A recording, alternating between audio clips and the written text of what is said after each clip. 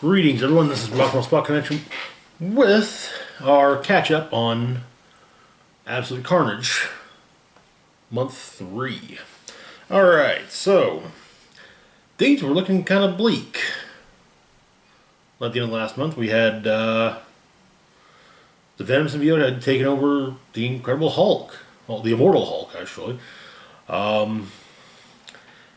And it seemed like it did kind of seem like it did not kind of look like things were going well. So let's kick things off with Venom, where we left off there. The Avengers had shown up to protect Dylan Brock and Normie Osborn. And what they were protecting from it most immediately was the Maker, who had been possessed by the 4 Life Foundation symbiotes. So we start off in Venom 18 with part of Miles Morales, or Absolute Carnage Miles Morales #1.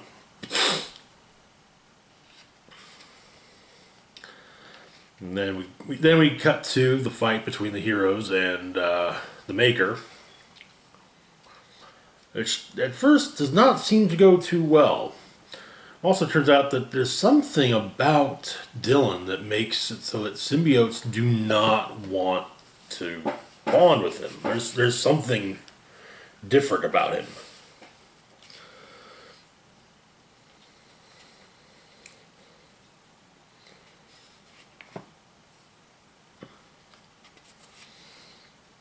But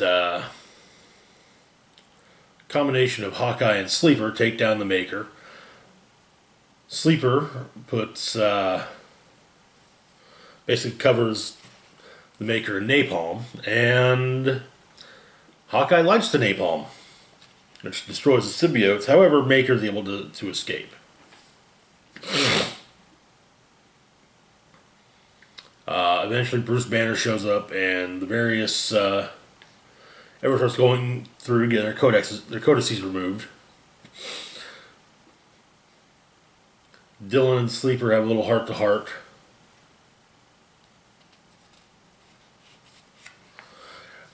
Then Eddie returns.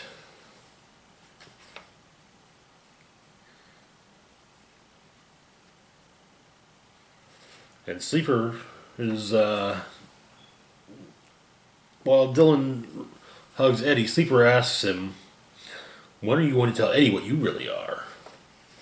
Which is great because, Eddie's hiding the fact that he's actually Dylan's father from him, but yeah. Alright, next up we had The Amazing Spider-Man number 31. And where we left off here, Norman Osborn, who believes himself to be Carnage,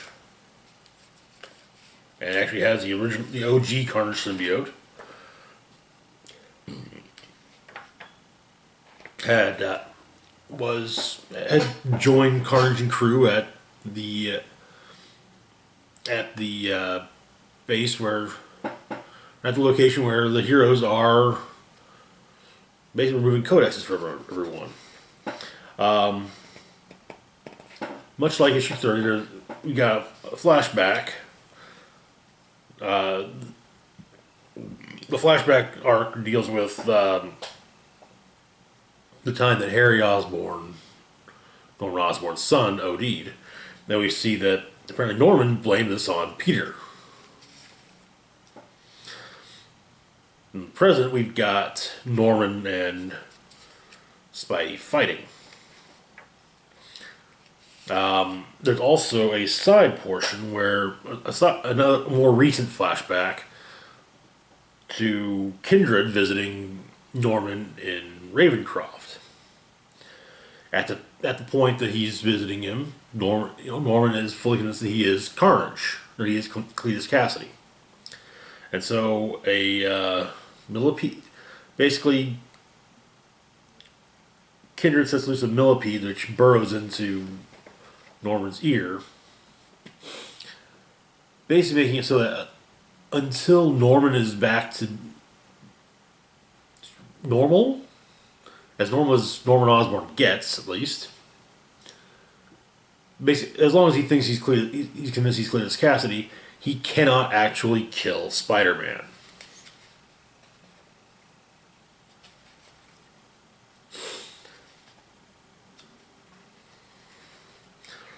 And so he was about to do it, and he was stopped by the millipede. However, Spidey managed to recover and just start wailing on Norman and take him down. And then at the end of the issue, Norman as Cletus basically talks to Kindred, so Norman has a message for him.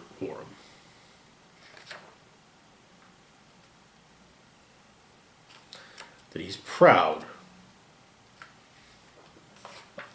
of Kindred.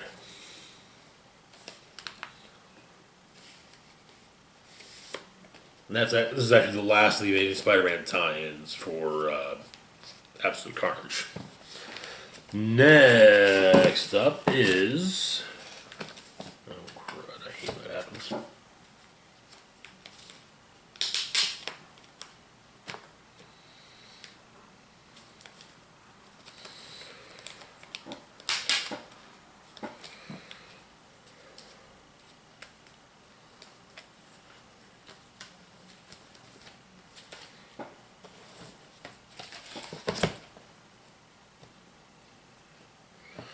Next up, we've got Absolute Carnage Miles Morales number 3. Miles, as part of Carnage's symbiote-possessed army, has been sent after J. Jonah Jameson. And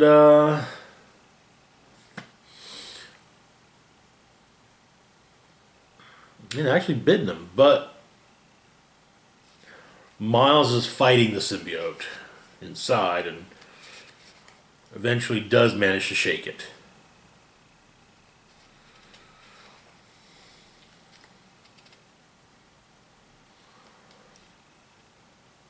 And however, the bit of symbiote that was wrapped around Miles gets to Jameson, and so Miles has to go after that. And he manages to stop him and get some new shoes out of the deal.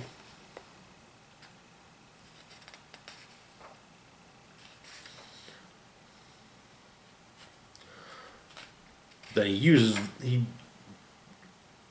reattaches a bit of symbiote, however, and manages, and basically goes to join in the fight with something that resembles an advantage. Next up is Absolute Carnage Avengers. So with this, turns out that a few years back, Captain America, Wolverine, The Thing, Hawkeye, and Spider-Man were all involved in a mission to Doverton, Colorado, where Carnage had taken over. During all that, each of them got possessed by a symbiote, so they all have a codex because of this. So we start off in New York. Homeless Man is turned into part of Carnage's army. And Cap starts fighting the various Carnageized people. Spidey joins in. They contact Hawkeye, and who's in LA, and because there's an army of symbiotes on their way to him as well.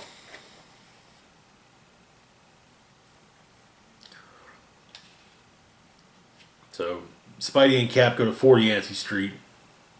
Wolverine meets them there as well. Turns out there's a beacon for the symbiotes in San Francisco. And so Hawkeye's informed, heads that way.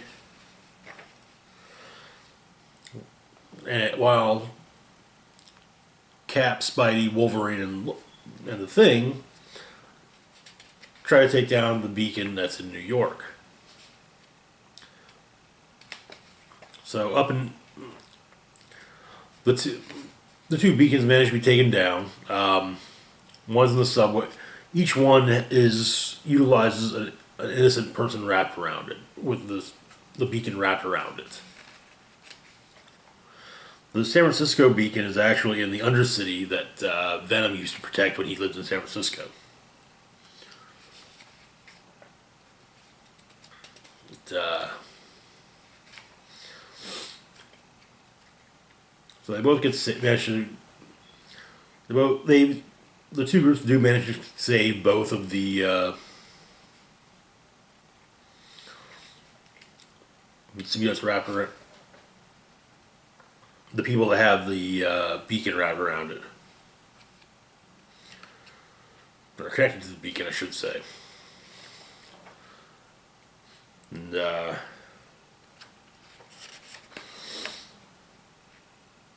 Hawkeye lets Cap know that he's accomplished the mission and he's on his way to New York to help out. Hence his arrival in. Yeah, I should have been before Venom. In Venom. Alright. Next up is Absolute Carnage vs. Deadpool number 3. Oh, where did we leave off here?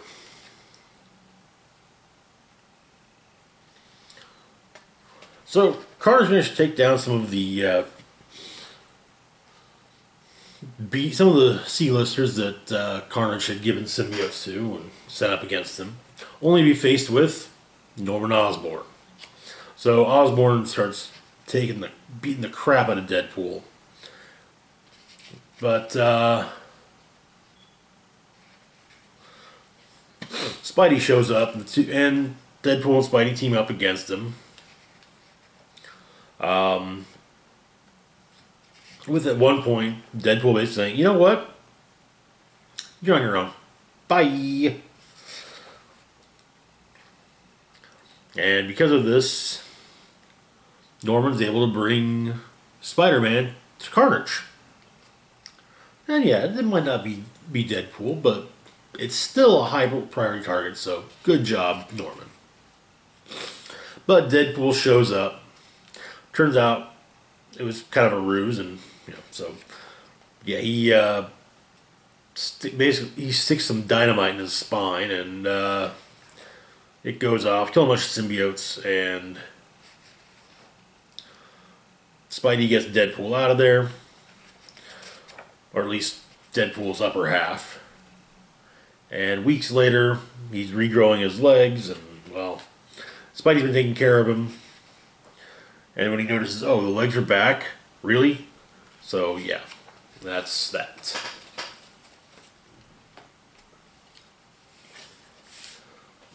Basically, Deadpool threw a brief monkey wrench into Carnage's plans.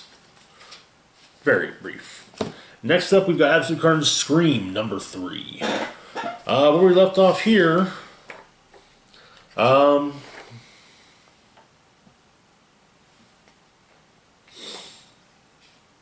Patricia Robertson, the current host of the Scream symbiote, is working with Andy Benton, and they've just run into Carnage,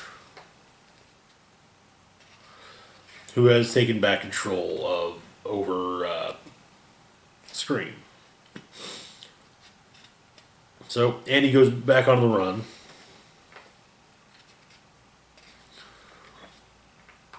While and Carnage finds her.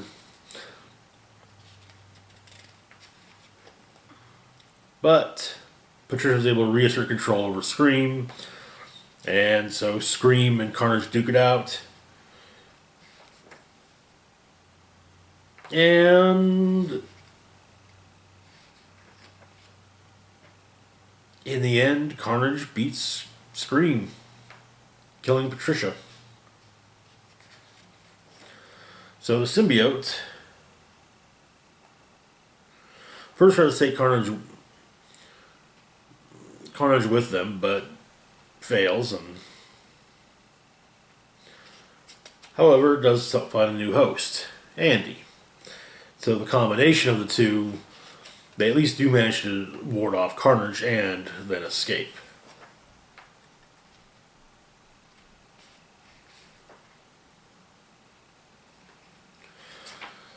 That's where this one ends, leading into, which will probably lead into Scream's upcoming solo book. Next up, we've got Absolute Carnage Lethal Protectors number 3.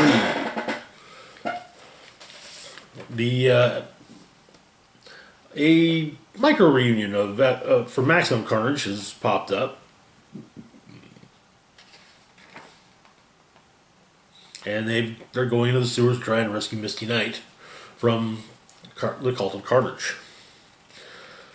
And they're doing a pretty decent job. It's just that numbers are the thing.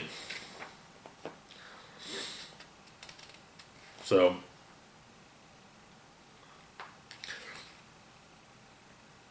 they managed to rescue Misty and free Man-Wolf from Carnage's thrall, and at least temporarily stop Demogoblin.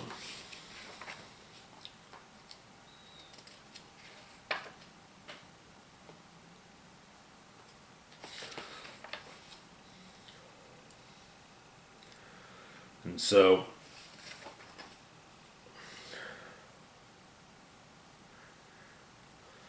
they managed to make sure the symbiote infection is no longer a part of John Jameson's body. And then Jameson, once he's cleared, explains, I was talking to the Carnage, I know what his plans are, and he's going to win.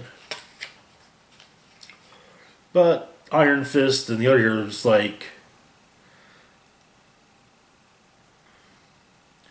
yeah, well, he might win, but he's not going to do it without a fight. He's going to work for that win. So, and finally, we've got Absolute Carnage number 4. So, at the end of Absolute Carnage number 3, the Immortal Hulk was now bonded to the Venom symbiote. So, the Immortal Venom smashes Carnage while Dylan tries to make the arrangements to get to protect Normie Eddie tries to make sure that Dylan and Normie are protected. Basically, okay, Peter, you take care of them, I'll take care of Carnage. So he grabs some weapons for Maker's gear, Cat's shield.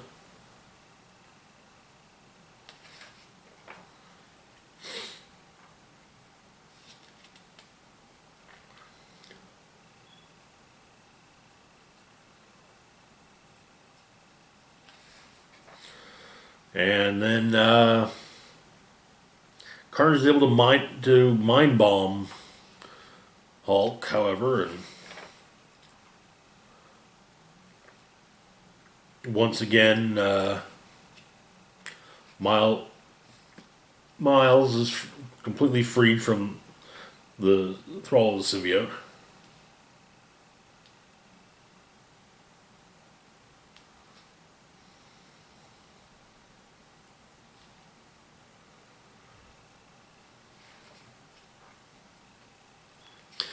But it turns out that mind bomb that Carnage has hit Hulk with not only manages to get the symbiote off him, but also revert him back to Banner.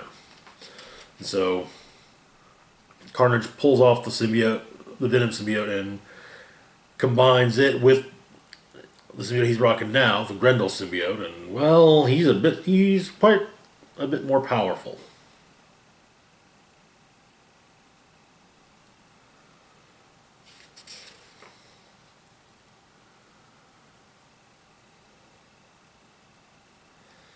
And so Eddie realizes that the codexes aren't destroyed by the Maker's machine, but rather they're simply stored within it. So he throws himself into the machine